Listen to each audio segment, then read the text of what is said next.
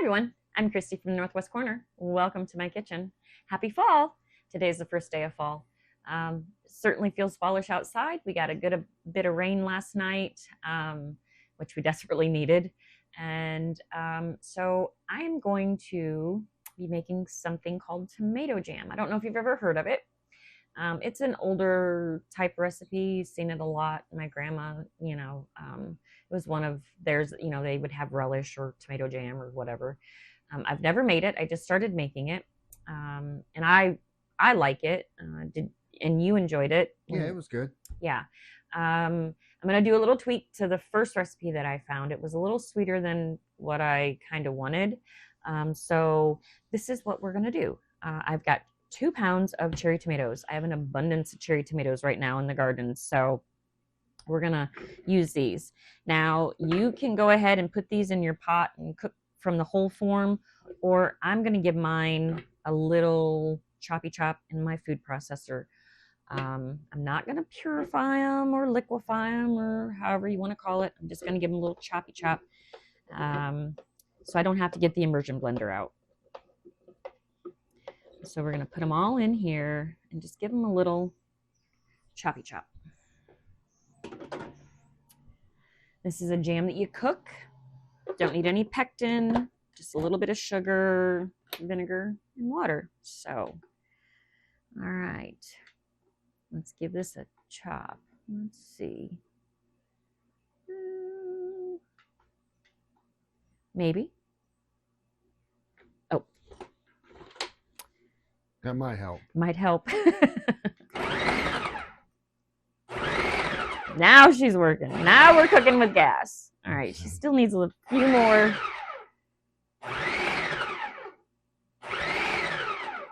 We'll do one more. I'm just trying to get the skins so they're not as large. And I think that looks good. So, of course, you do the way that you want to make yours. If you, want the skins and you want to get out your immersion blender and do all of that, that is totally fine. So, take that out. And this is a jam that only takes about an hour-ish to make. So, you can see they're not all cut down small. I've cooked them from the whole in here, but I had to get like I said, my immersion blender out. So I just kind of want to skip that step. I've looked at a lot of recipes. My grandmother's, when she was alive, she lived in Florida at one of the little retirement communities. And those ladies are notorious, very known for making their own cookbooks. You gather cookbooks from everybody else, or the recipes from everybody else. So she had one. Of course, I've got it. And in it, there is a tomato jam recipe. So there's a lot of like little jams, relishes, sauces. I think we should bring back and give them a try. Hey, I'm all. They liked them, so why not? Is this recipe out of one of their books? This recipe here is not. Because when I started looking for something like this, because you've seen how many tomatoes we picked the other day. Yeah. I thought, well, I got to find something. And I thought, tomato jam. I've always heard of it. Like I said, Granny was something that she had. So I thought, well, let's give her a shot. So I got my tomatoes on my little thing here. And we're going to start them off pretty high because we want them to start bubbling. And you need a 1/3 cup. This is just water. 1/3 cup of water. You need a 1/3 cup of vinegar. And I thought the same thing. That's a lot of vinegar, but it's not. My favorite vinegar. But you can't taste it. You could not taste it in No, that. I didn't taste it at all. You made it last time, no. No. So a 1/3 cup vinegar, just plain white distilled vinegar, nothing fancy. And this is a pretty simple one. So, I mean, out of all the recipes that I found, this is the most simple. And a 1/4 cup sugar. The original recipe calls for 1/3. I'm cutting the sugar down. Well, this is monk fruit to 1/4. Because I think, like I said, it was a little sweet. Now, the one that I made last night, I think will be good on meatloaf, what have you. I kind of want this one where it's not as sweet. So when you eat it with your cheese, it's not as sweet tasting. Yeah, you don't want to uh, taste dessert when you're eating your dinner.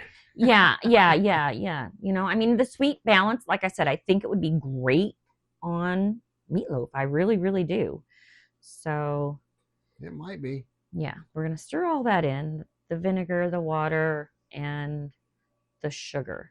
Some of the recipes switch out and they use brown sugar. So it's totally up to you how you want to make your tomato jam. You can eat it on toast, crostinis. I'm going to try the sweeter one on our meatloaf. See how that one goes. So now you want to add some salt, and salt obviously is to your taste preference. I'm just using some coarse Himalayan pink salt. And I would say that was probably, I don't know, a teaspoonful. And then pepper, obviously, again, to your taste. I'm going to give her a couple of shakes, half a teaspoon.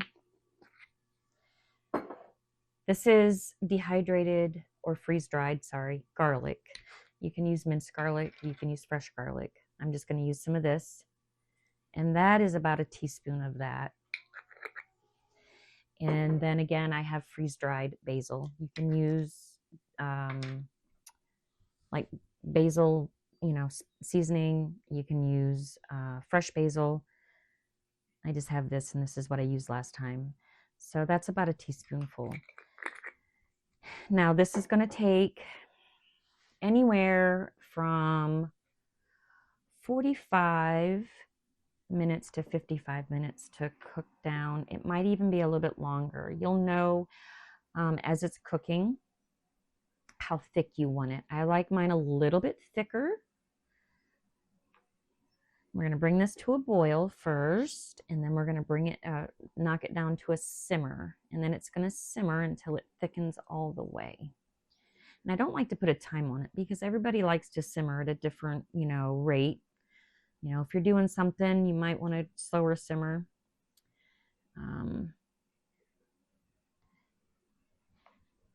Or you might want a faster one if you have things to do. So we're going to get this all warm and bubbly, and then we're going to turn it down.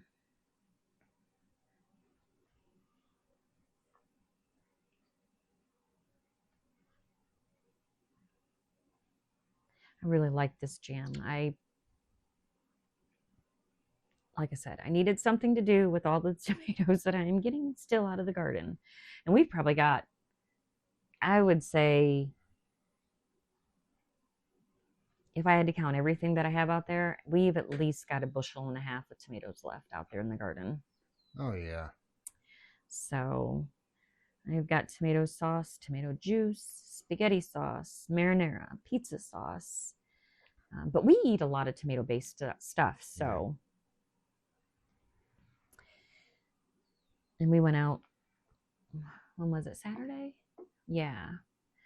And picked, it probably took us over an hour to pick everything that we had for tomatoes. And I do have enough beans because we did kind of do another, not a full pick, but just kind of the high points where we seen them, because I was like, I hate to waste those beans. But so I probably got another 3 quarts. Oh, yeah. Probably I'd say at least that. to can. So no more than 4. Yeah. And we even ate some with dinner on Friday because I made yellow squash, zucchini, and green bean casserole. So, and that's something that's really good. And I have a zucchini, and I have a couple of yellow squash left, final pick, that we could probably make that casserole again because it was really good. Yeah, it was. Had a great flavor to it. All right, as it's heating up, you'll see that the bubbles are kind of going down on it. Tomato is a bubbly, foamy. As you heat it up and start to get it warm, that disappears. That's just your water and acids all cooking down.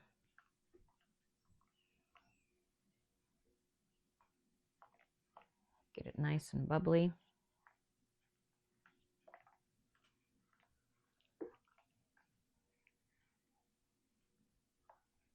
It shouldn't take long.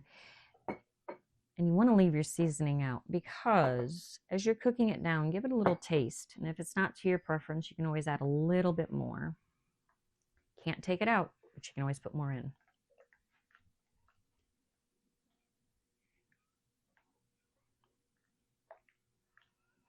She's getting there. And the last time that I made it, I left the tomatoes whole and cooked them down. And then I had to crush them with a spoon to get them to cook. And then the immersion blender. That's why I just use the food processor, hoping that maybe that'll cut out a step on it. So we shall see.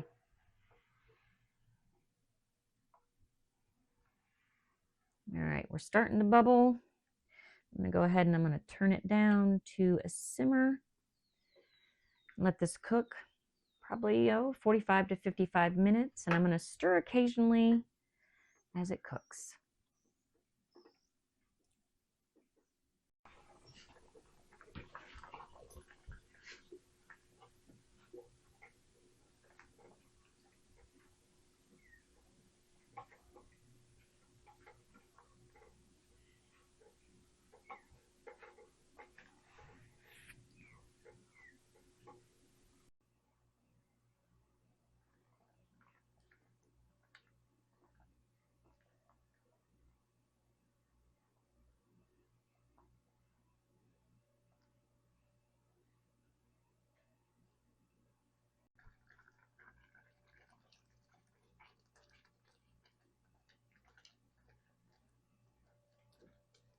Okay, I think it's thick enough for our liking.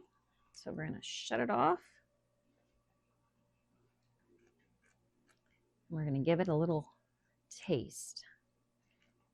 Now you can certainly go thicker if you want. I like it like this. Like I said, I made it yesterday. I made it a little bit thicker, but of course I tested it in between yesterday. And I think I like it better like this because I have a couple ideas also that I'm going to do with this. I'm going to make some grilled cheese jazzed up with this. So it'll be like a tomato soup in a grilled cheese. But we're going to try it on a little crostini. I like it warm. I don't know. Makes me no difference. So let me get a little hot pad out here to set it on.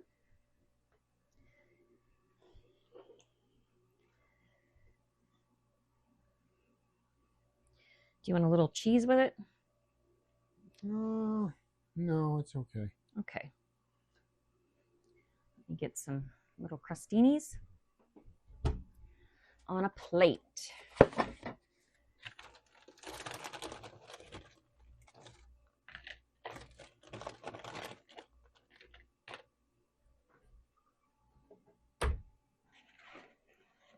And as it cools, it will thicken a little bit more. It'll almost be like a jam. So that's what you want. So I'm going to put a little bit in here. Cool it just a little. This thing's a little warm, but we're going to move it anyway.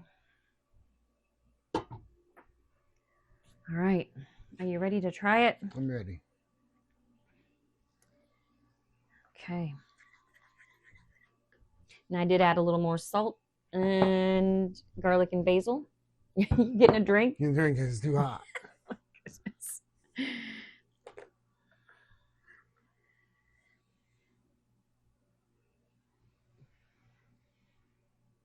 Got to blow on it a little bit.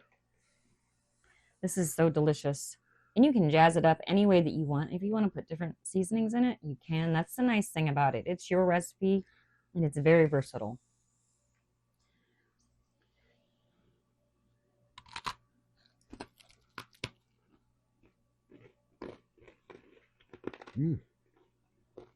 That's good. And this one isn't as sweet as the first one. So this one will be great in grilled cheese. And just to eat even like this with a little cheese on it. Yeah, it's really good. It is very good. You could try this one. Yeah, you could do. I bought some sourdough bread. I'm gonna take the sourdough and spread it on there, and I think some mozzarella cheese or goat cheese or something, and bake it off. I think that'd be really delicious too. Give us a try. I'll leave the recipe down in the description. If you could, like, comment, subscribe, and share. And we'll see you in the next video. Y'all have a great day. Bye.